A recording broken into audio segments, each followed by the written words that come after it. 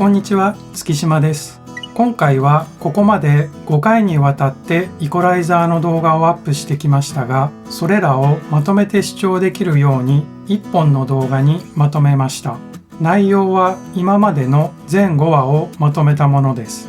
1本の動画でじっくり見てみたいという方がいらっしゃいましたら、ぜひ活用してほしいと思い作りました。目次です。第1章イコライザーの基本と種類。第2章パラメトリック EQ の操作方法。第3章グラフィックイコライザーとリニアフェイズ EQ。第4章イコライザーの使い方実践編。第5章イコライザーでもノイズ処理できるんです。最後にまとめと次回予告です。それでは第1章からご覧ください。イコライザーは均一化という意味で、楽曲制作では録音した後のミックスをするときに必ずと言っていいほど各トラックに挿入しますし、レコーディングスタジオのコンソール卓のトラックにはビルトインで装備されています。用途としては音の補正に使用します。余分な帯域をカットしたり、強調したい帯域をブーストすることで音を整えて他のトラックの音と住み分け処理をするために使用します。特に低音域、ベースとドラムのキックなどで音のかぶりをコントロールすることにテクニックが求められますし、私も毎回頭を悩ませています。次はパソコンの画面に移行してイコライザーの種類について見ていきたいと思います。イコライザーの種類は大きく分けて2つあります。グラフィックイコライザーとパラメトリックイコライザーです。グラフィックイコライザーの特徴は、操作する周波数帯域が使う機種、プラグインによって決まっているタイプのイコライザーです。私が持っている2つのプラグインを表示してみました。Waves 社の API560 とプラグインアライアンス社の SPL EQ レンジャープラスです。どちらも同じグラフィックイコライザーですが、見比べてみると操作できる周波数帯域が違います。これらのプラグインは決められた周波数をブーストするかカットするかという感じですので、シンプルで操作しやすいですが、帯域が固定されているために自由度が低く DAW に標準でついているケースも少ないイコライザーです。パラメトリックイコライザーはつまみを操作してイコライジングするタイプのイコライザーです。DTM ではこちらの方がよく目にします。こちらはスタジオ1に標準で付属する Pro EQ2 です。またこちらはソノックスの Oxford EQ です。どちらも同じようなデザインをしていて、使い方も大体同じです。これらのパラメトリックイコライザーの特徴は、周波数帯ごとに多少の住み分け、低域、中域、広域などはありますが、動かしたい周波数帯をつまみを動かしてフレキシブルに設定し操作できることです。次はイコライザーのカーブの種類などを見てみます。一つ目はイコライザーの基本的な使い方のピーキングタイプです。指定した周波数帯をカットしたりブーストしたりします。また近くに Q というパラメーターがあり、 Q 幅を広くすると大きくブースト、 Q 幅を狭くすると特定の周波数をピンポイントで鋭くブーストカットすることもできます。2つ目はフィルタータイプです。低域、ローや高域、ハイをカットするときに使用します。ハイパスフィルター、ローカットフィルター、ローパスフィルター、ハイカットフィルターと呼ばれます。エフェクト的な使い方もよくされています。3つ目はシェルビングタイプです。指定した周波数よりも上もしくは下を持ち上げたりカットしたりできます。ちなみに DTMer に人気な定番イコライザープラグインは FabFilter の Pro Q3 だと思います。このプラグインはもうダブルクリックすればいくらでも操作する帯域やフィルタータイプをかなり自由に設定できます。また、アナライズ機能もあり、私はマスタートラックに挿入してアナライザーとしても使用しています。スタジオ1の Pro EQ2 もアナライズ機能があります。目で確認しながら作業できますので、操作と判断がしやすいです。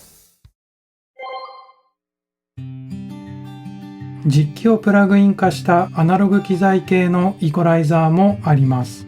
これらは SSL のコンソールのパラメトリックイコライザーをシミュレートしたプラグインです。チャンネルストリップ系のプラグインにもイコライザーは含まれています。アナログ系のイコライザーはスタジオ1の Pro EQ2 のようにグラフィック部分がありませんので、効果や設定を数値を見ながら耳で判断する必要があります。ただ、こういったアナログ系のプラグインは実機を通した癖や歪みを加えることができますので、とてもありがたいプラグインです。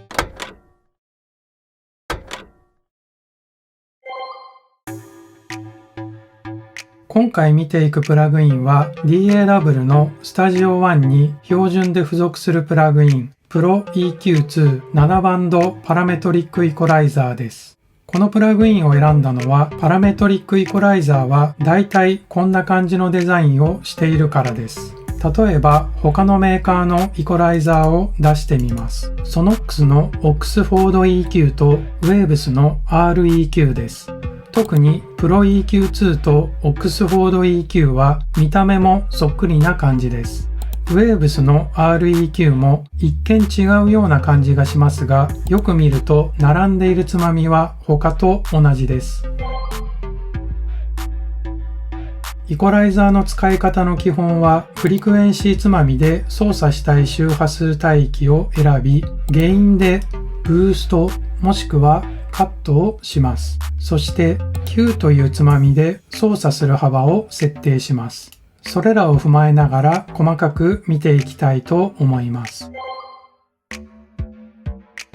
まず上部の表示部分です。左側が低音域で右に行くほど高音域になります。プリセットを選んでみるとイコライジングの設定数値をグラフで視覚的に確認することができます。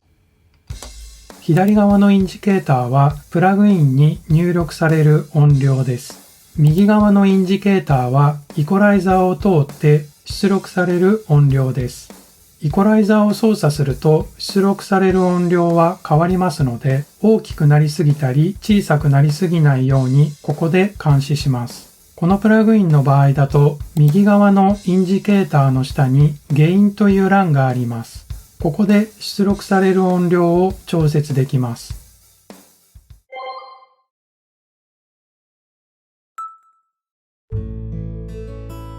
まず左端に LLC という欄があります。これは前のバージョンの Pro EQ にはなかった超低音をローカットするボタンです。3つの中から周波数を選んで、下のボタンでカーブの選択をします。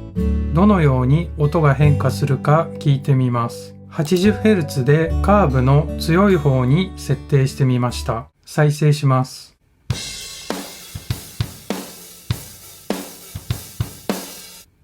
バイパスで再生します。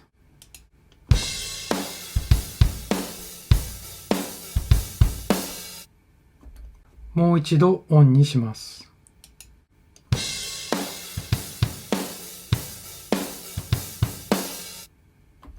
キックのボワッとした部分が削れてタイトになりました。その下は LC ローカットハイパスというセクションです。いわゆるローカットフィルターで指定した周波数より下をカットします。フリクエンシーつまみを操作して周波数を指定して右上にあるプルダウンメニューからカーブの幅を決めます。基本的には LLC のセクションと同じですので、カットしたい周波数帯域に合わせてどちらかを好みで選ぶと良いと思います。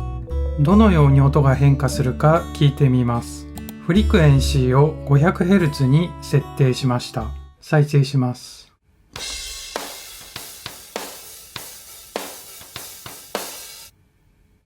次にバイパスで再生します。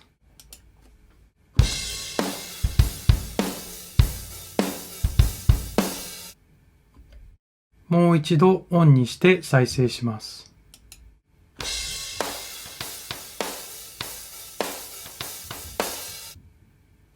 ドラムのキックがアタック音だけになってしまった感じになります。反対側にある HC ハイカットローパスはローカットの逆で指定した周波数帯域の上をカットします。使い方はローカットと同じです。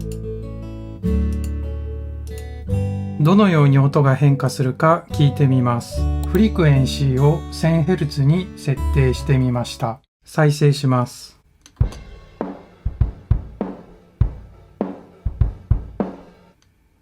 ハイカットをオフにして再生してみます。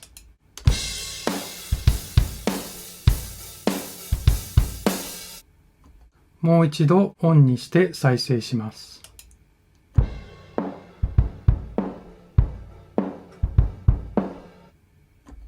だいぶ極端な設定ですが、高音部分がバッサリなくなった音になりました。ちなみに 500Hz に設定したローカットと合わせて再生してみます。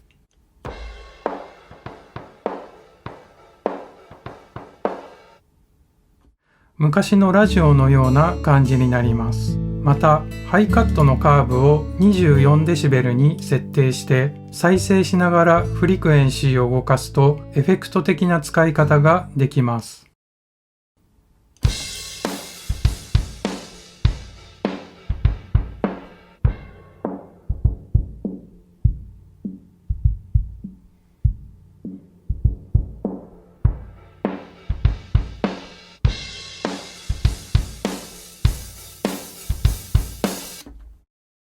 楽曲の中でこういった表現にもイコライザーは使用することができます。次は LF ローフィルターと HF ハイフィルターを見ていきます。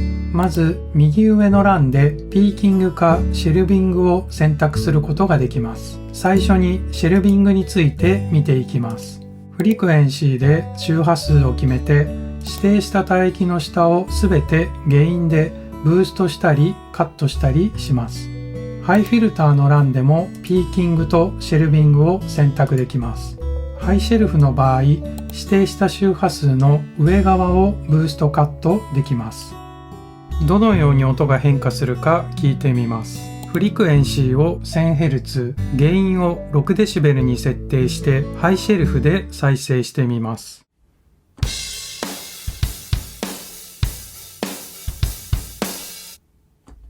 ハイフィルターをオフにして再生します。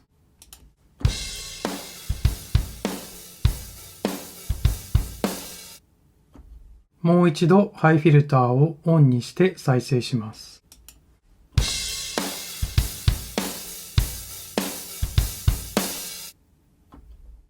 空気感や抜けが欲しいときにここを操作します。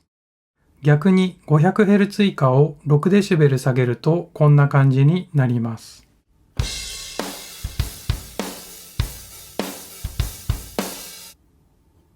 ローフィルターをオフで再生します。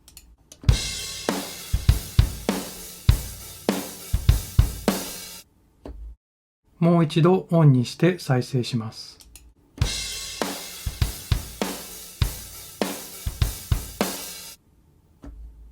次にピーキングです。ピーキングでは指定した周波数帯とその周辺をブーストカットします。フリクエンシーで周波数帯の指定をします。ゲインでブースト量、カット量を決めます。Q は Q 幅、バンド幅のことを指します。広くブーストしたい場合、狭くブーストしたい場合も選択できます。ちなみに Q 幅の数値で 1.44 がオクターブで基準になります。詳しいことは今回割愛しますが、知りたい方はインターネットで検索してみてください。ピーキングで音がどのように変化するか聞いてみたいと思います。フリクエンシーを 500Hz、ゲインを -6dB、Q 幅を 1.44 に設定しました。再生します。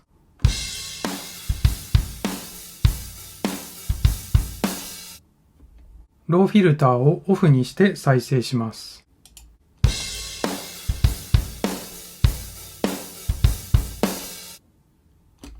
もう一度オンにして再生します。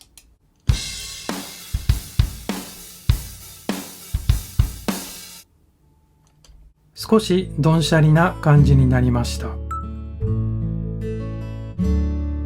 真ん中の3箇所のエリア、ローミッドフィルター、ミッドフィルター、ハイミッドフィルターはすべてピーキングですので、同じ操作で設定をすることになります。以上が各ボタンの操作方法になります。音を鳴らしてみると、スペクトラムアナライザーのおかげで低音域から高音域まで音の成分を目で見ることができますので、非常に便利でありがたいです。最近はこの機能を持ったイコライザーがとても増えてきています。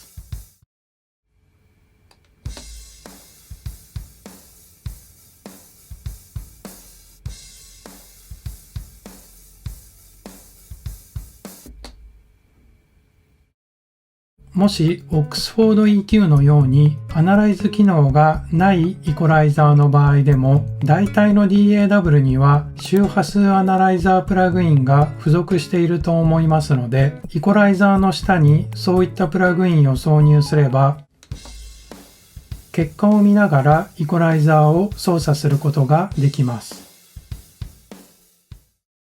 次はアナログ系イコライザーについて少しだけ見ていきたいと思います。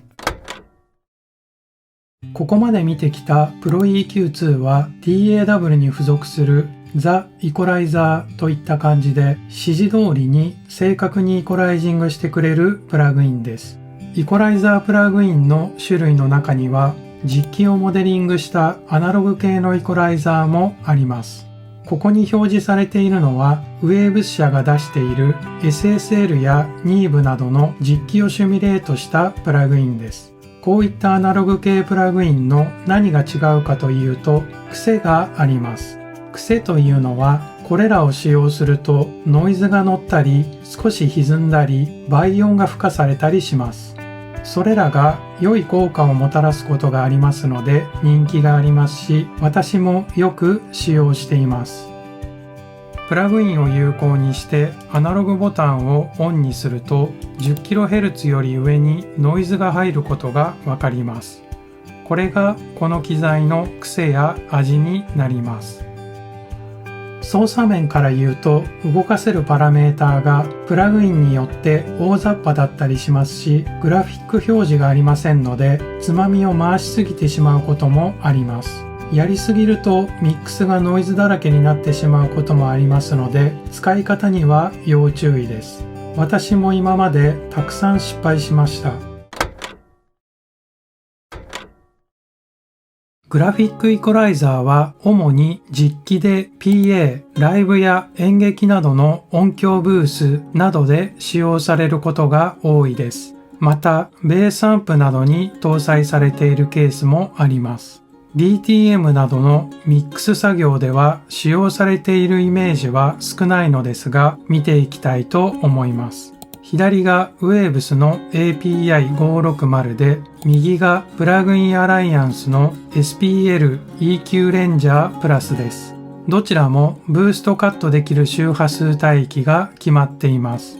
使い方は動かしたい周波数のフェーダーを上げるか下げるかだけですので、パラメトリックイコライザーよりシンプルで簡単です。ただ API560 で800Hz をブーストしたいと思っても 800Hz のフェーダーがないので操作できないとなってしまいます。パラメトリックイコライザーの方がその辺は自由自在ですので DTM 上ではパラメトリックイコライザーの方が多く使用されているのだと思います。ただ、この API560 はヴィンテージ機器をシミュレートしているプラグインですので、イコライジングせずに通すだけでも API の独特なアナログ感を付加するといった使い方もあり、とても価値のあるプラグインだと思います。プラグインをオンにしてアナログのスイッチをオンにします。アウトプットを少し上げてみます。5kHz から上にノイズが発生しています。これがこの API560 のアナログ感の特徴になります。それではドラムループを再生しながらいくつかフェーダーを動かしてみます。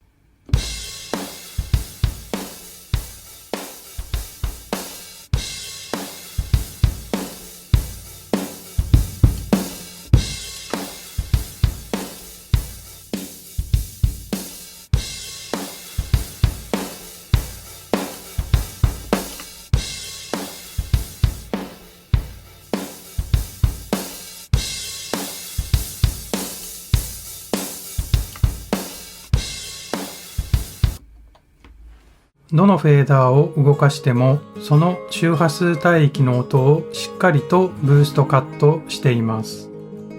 また SPL EQ レンジャープラスは操作できるフェーダーの周波数帯域をかなり変えることができます。パソコンのプラグインならではの便利機能になりますが、これができると自由度が増してパラメトリックイコライザー寄りになりますので、とても使いやすくなります。ただ、私の場合はグラフィックイコライザーだと9幅の状態がよくわからないので、使うのを躊躇してしまうケースが多いです。次はリニアフェイズイコライザーについて見ていきたいと思います。リニアフェイズイコライザーを表示しました。Waves のリニアフェイズ EQ と FabFilter の Pro Q3 です。FabFilter は機能を切り替えることでリニアフェイズイコライザーにすることができます。どちらも見た目や使い方は普通のパラメトリックイコライザーと同じです。Waves のリニアフェイズ EQ を見てみると、ブーストカット量を指定するゲイン、周波数帯域を指定するフリクエンシー、幅を決める Q とカーブの種類を決めるタイプです。普通のイコライザーと何が違うのかというと、内部の処理の仕方が違います。普通のイコライザーは任意の周波数帯でゲインを大きく動かすと、少しずつ位相というものがずれてきます。位相がずれるということは、ざっくり言うと音が進んだり遅れたりする現象を指すことがあります。プラグインを使用して音をいじっているわけですから、副作用でこういったことが起きるのは仕方がないです。対してリニアフェイズイコライザーは位相をずらすことがなくイコライジングができるイコライザーです。リニアフェイズイコライザーは位相がずれないイコライザーですので素晴らしいと思いますが、デメリットもいくつかあります。まず、パソコンへの負荷が大きいです。イコライジングしつつ位相をずらさないように内部処理しているのが理由です。そして、原因を極端なセッティングにするとアタックが弱くなるといった現象が見られます。リニアフェイズイコライザーの使いどころは、マスタリング時やステムミックスなどで 1dB から 2dB くらいの微調整をしたいときに使用すると良いと思います。まず最初にお断りしておきますが、イコライジングの仕方や考え方は人それぞれあります。これからお話しすることは私の経験に基づく考え方や心がけていることで正解ではないこともあると思います。ご理解の上ご視聴ください。では始めていきます。イコライジングをするときに私の中で決めていることは3つです。1、不要な低音のカットをしっかりする、ローカット。2、カットするときは他のトラックと近い帯域が被り、マスキング、譲る必要がある場合に行う。3、ブーストカットしすぎない。以上です。一つずつ見ていきます。ベースやドラムのキックといった低音を担う楽器はもちろんですが、それ以外のパートでも不要な低音が出ている場面があります。例えばボーカルやシンセサイザーなどで 80Hz から 100Hz 以下の音は楽曲の中で必要がないと判断した場合はローカットします。リード系のシンセサイザーなども使う機材や音によっては 50Hz 以下あたりに必要のない音が出ているケースもあります。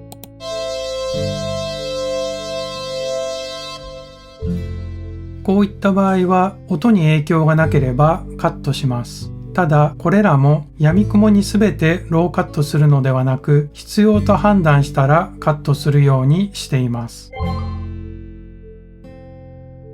音作りのためにイコライジングする時もありますが、基本的に私は譲る必要がある場合にカットするようにしています。よくピークを鋭くして不要な帯域を探すやり方があります。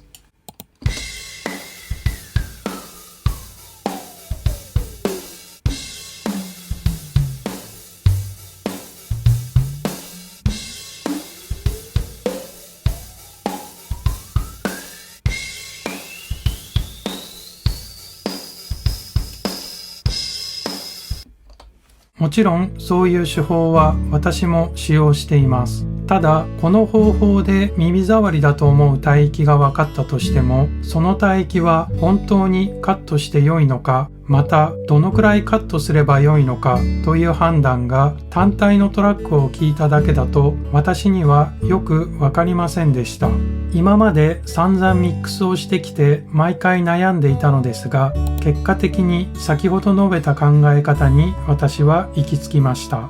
後でベースとドラムのキックの音源を使用して実際に操作しながらお話ししてみたいと思います。私はブーストカットする量は 6dB を超えないようにしています。やろうと思えば 24dB とかプラグインによっては 30dB くらいまで動かすこともできますが、やりすぎると逆効果で音が破綻してしまいます。ブーストするとその帯域の音量はブースト量の2倍になると言われていますので、それだけでもだいぶ音に影響がありますし、少しずつ位相もずれてきます。私はできるだけナチュラルにミックスしたいと思っていますので、ブーストカットは最大 6dB までと決めています。次は気温と倍音について見ていきたいと思います。気温と倍音はイコライザーを使う上で触りだけでも知っておいた方が良いと思いますので、簡単に見ていきます。気音とは楽器を演奏した時に出る音程のことです。視覚的に見てみます。ピアノの音でラの音を出すと 441Hz にピークがあり、プラグイン上で鍵盤を表示すると A と表示されて、ここが気音であることを表しています。気音の右側に順番に飛び出ている周波数があります。これらが倍音成分です。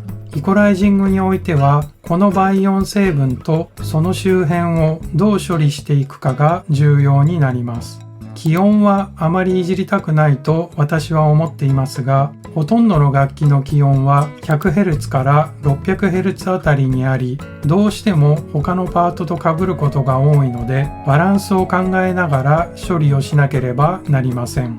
ただ、気音と倍音の考え方は大切なことですが、細かく考え出すとキリがありませんので、とりあえずこれらを頭に入れつつイコライジングを学んでいけばいいのかなと私は思っています。次はドラムのキックとベースの周波数を見ながらカットすべき帯域を考察してみたいと思います。ドラムのキックとベースのどちらもミックスにおいては真ん中の位置に配置しますので、イコライジング処理がとても難しいです。まずは何もせずに再生します。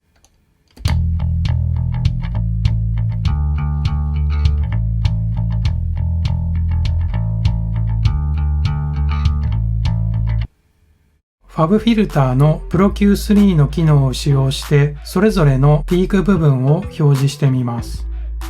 どちらも同じような波形を持っていてピーク部分も近いです。キックの気温部分は 96Hz、ベースの気温部分は 108Hz ということがわかります。このグラフを見て私なりの考察ですが、まずベースの 70Hz から下をローカットしてキックに譲ります。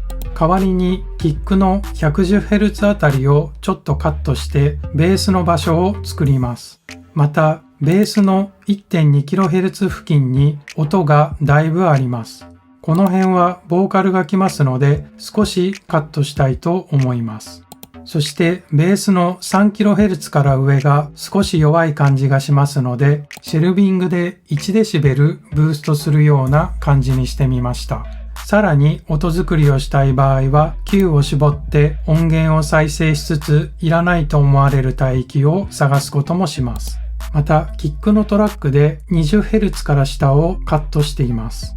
以上がざっくりとした考察ですが、5箇所イコライジングしてみたグラフです。再生してみます。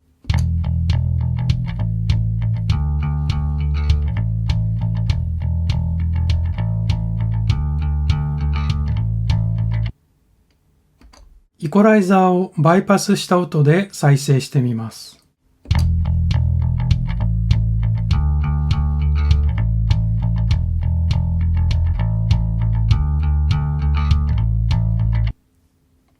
オンにして再生してみます。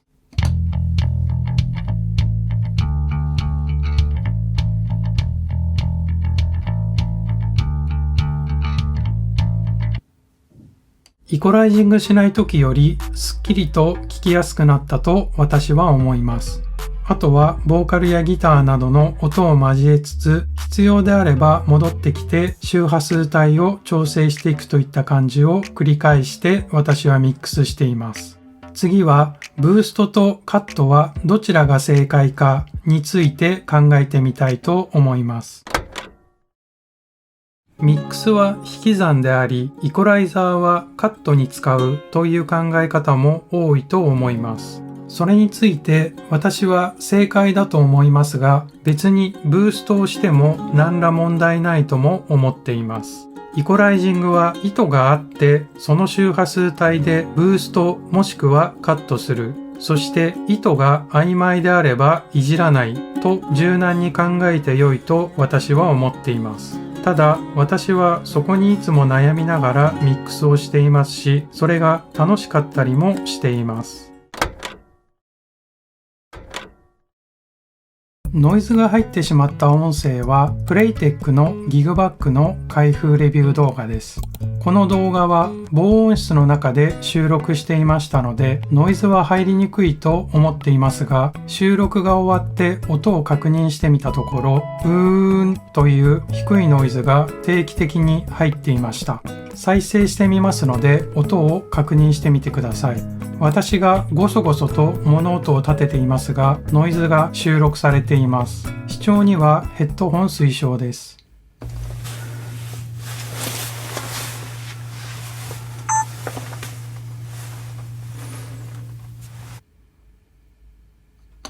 アナライザーを見てみると一目瞭然で 125Hz 付近にノイズが出ているのが確認できます。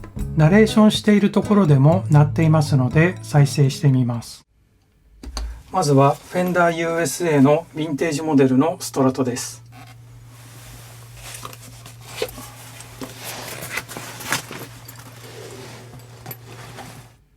ストラトですのあたりからノイズが入っています。おそらく家の外で鳴っている音だと思います。入ってしまった音は仕方がありませんので、次はこの音をどのように処理したのか見ていきたいと思います。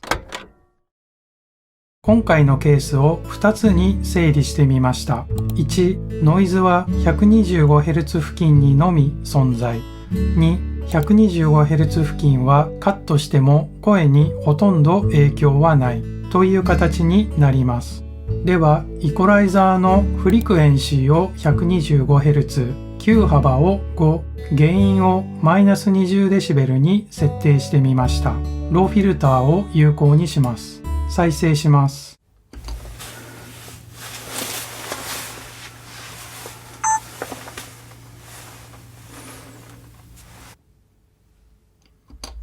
ローフィルターをオフにして再生してみます。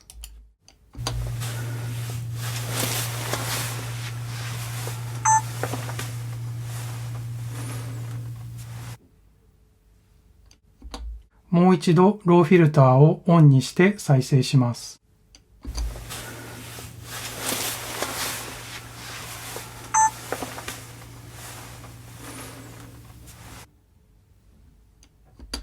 きれいにノイズを消すことに成功しました。次はナレーションがある部分でイコライザーをかけてみます。再生します。まずはフェンダー USA のヴィンテージモデルのストラトです。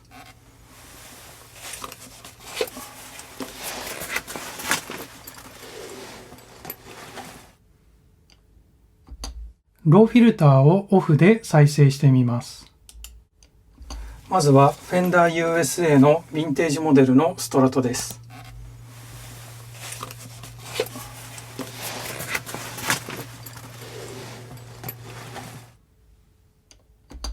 もう一度ローフィルターをオンにして再生します。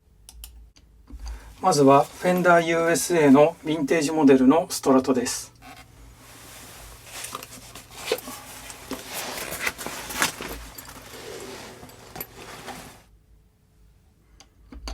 こちらもノイズが消えていますし、ナレーションにも影響はないようです。